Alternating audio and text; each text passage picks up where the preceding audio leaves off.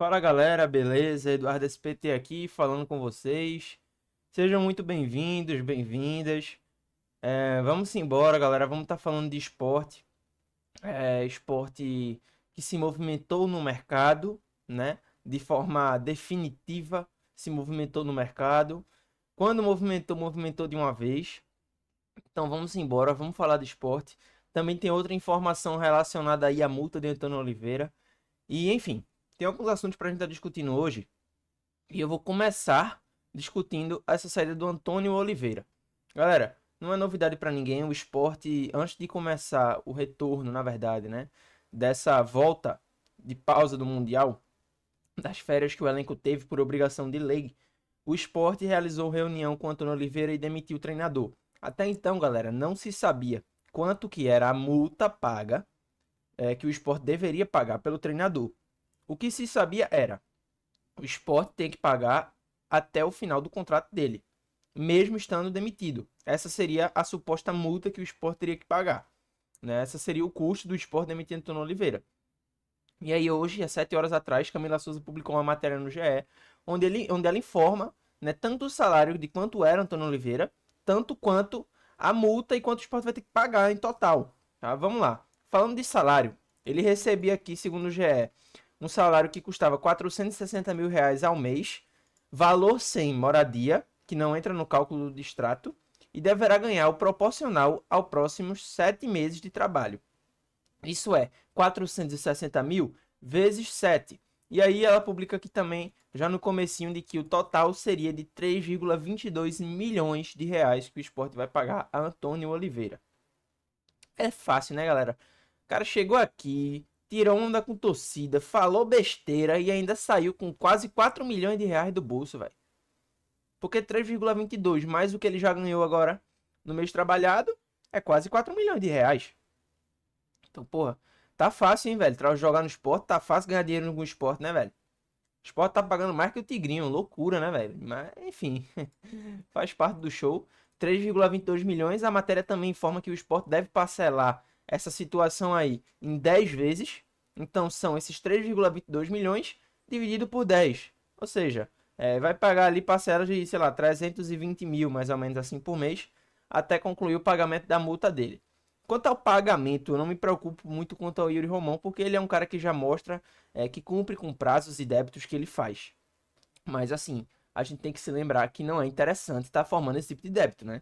Você pega, teve que pagar a multa de Pepa, não se sabe quanto foi a multa dele. Eu não lembro de ter sido informado sobre a situação da multa dele. Ninguém informar. Com certeza foram alguns milhões. Deve ter sido nessa faixa, 3, 4 milhões também. Chuto eu, né? E aí você pega Antônio Oliveira, mais 3,22 milhões. Fora o custo desses caras que passaram aqui, né? Com moradia, com o salário que foram pagos já. Então, assim, meu irmão, é por isso que tá pesado, né? É por isso que assim acaba pesando a finança do clube. Então, assim, tomar cuidado que no eventual queda, no eventual rebaixamento, a verba é menor. Então, tem que ficar ligado nesse tipo de situação. Enfim, outra informação, galera, que a gente tem aqui para estar discutindo é a contratação definitiva, tá, gente? O repórter Antônio publicou hoje pela tarde de que o Pedro Augusto será volante do Sport Recife através do seu Twitter. Lá ele coloca assim: o negócio foi fechado entre o Leão Pernambucano e o Fortaleza Esporte Clube. Pedro será liberado do tricolor do PC sem custos e terá contrato definitivo com os rubro-negros até o fim de 2026. Então bate naquela informação que eu vim aqui falar ontem com vocês. O Sport certamente estava tentando essa contratação em definitivo, ponto.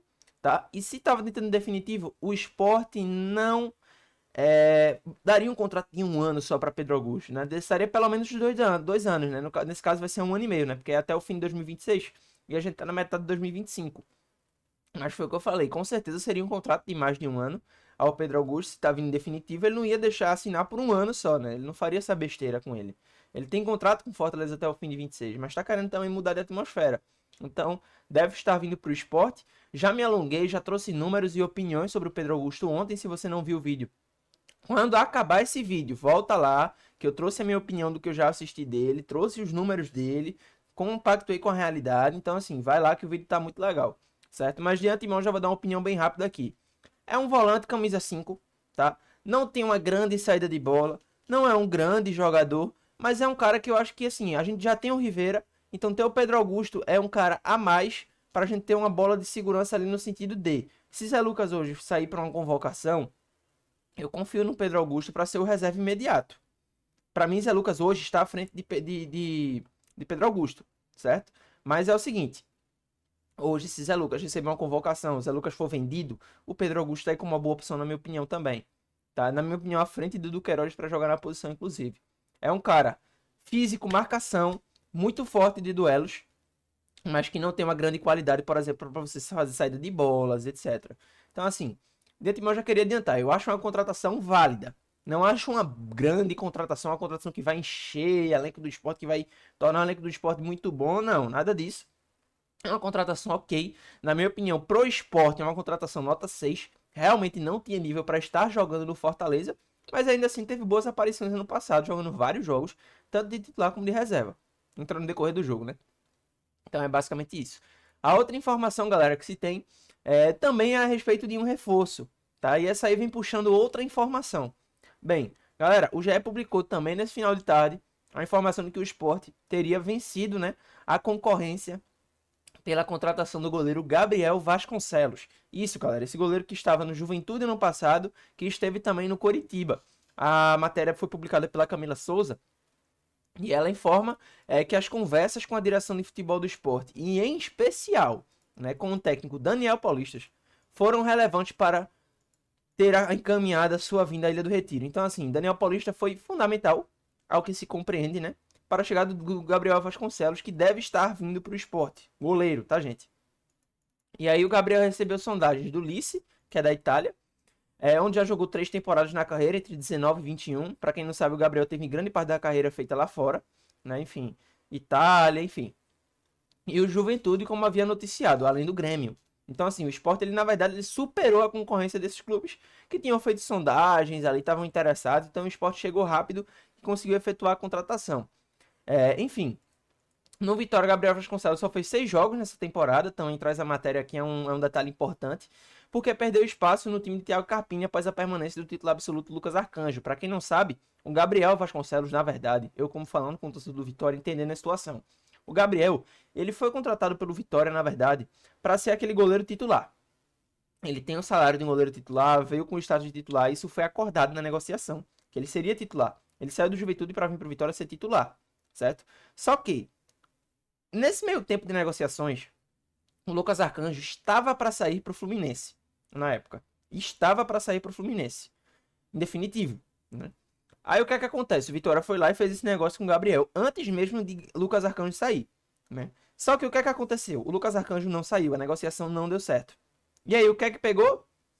O Lucas Arcanjo permaneceu, é um monstro, é o melhor goleiro do Nordeste hoje, assim, indiscutível. É o melhor goleiro que tem nos times do Nordeste, é o Lucas Arcanjo. É melhor do que Marcos Felipe, é melhor do que João Ricardo, é melhor do que Kaique França, é melhor do que... Eu não vou falar nem dos goleiros do Náutico do Santa Cruz, né? Mas assim, é melhor, realmente é o melhor goleiro do Nordeste. É um cara jovem, que tem mais potencial ainda de evoluir. Então, assim, é um cara que realmente não tem espaço, é o Gabriel Vasconcelos lá. Apesar de, agora vem a minha opinião, eu acho o Gabriel Vasconcelos uma baita contratação para o esporte. Porque em nível de comparação, por exemplo, ao Kaique França e ao Thiago Couto, que eu já vou chegar no ponto do Thiago Couto, tá? Também tem uma informação sobre ele. Eu acho uma contratação muito assertiva. Porque eu vi a temporada de Gabriel, parte dela no Coritiba, e vi muito dele ano passado no Juventude. Além de colher algumas informações tanto da galera do Vitória, tanto da galera do Juventude. E, cara, é o seguinte. É uma baita contratação do esporte. Esse sim é um acerto absurdo do esporte. Gabriel é uma contratação. É o tipo de goleiro, galera. É o tipo de goleiro. Eu recebi feedback da torcida do Juventude também sobre isso, além de assistir. Além de assistir. É o tipo do goleiro que garante pontos.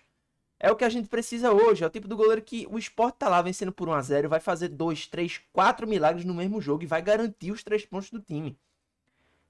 E muita gente no passado, por aquele Juventude que permaneceu na primeira divisão, coloca esse peso em Gabriel. Naquele 1 pontinho que se soma ali, 3 pontinhos que se soma aqui com ele fazendo milagres, a turma fala, se não fosse Gabriel, provavelmente o Juventude não estaria na Série A. Então, assim, é o tipo do goleiro realmente que é milagreiro, é um goleiro milagreiro.